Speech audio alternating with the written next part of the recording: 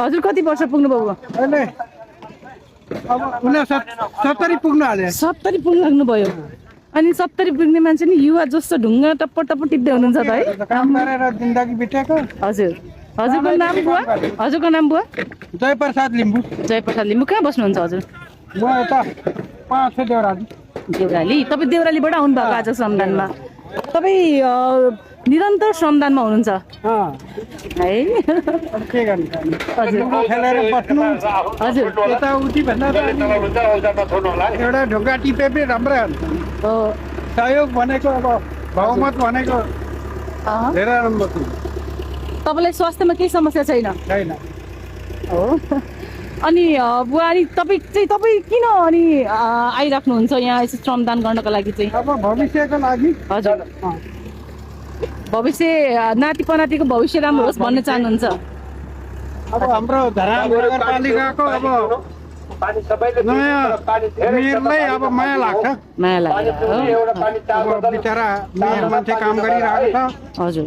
धुलो डङडङ। अनि तपाईँ हामी पनि अब पछाडि चाहिँ हिँड्नु पर्यो। हो। अनि तपाईँ पहिलादेखि नै देउराली बस्नु भएको कि? भयो होला 9-10 वर्ष। 9-10 वर्ष भयो।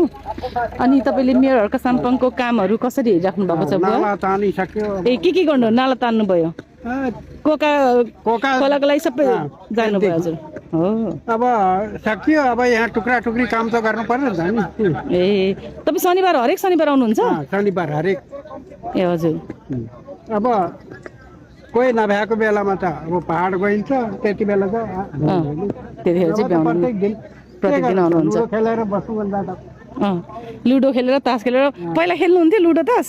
खेल्दिनँ म त। खेल्नुहुन्न थियो? तपाईँको टोलमा अरू साथीभाइहरूले खेल्छन् होला समय त बिताउनको लागि नि? उहाँहरूलाई जुम भन्नुहुन्न हजुरले?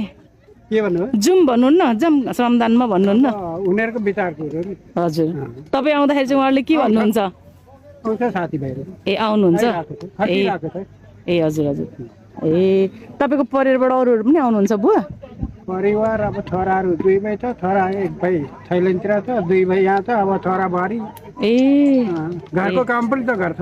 ए घर काम पनि त गर्नु पर्यो होइन? ए तपाईँ चाहिँ फुर्सद भएर समय पनि बित्ने स्वास्थ्य पनि राम्रो हुने होइन त? फ्री हजुर।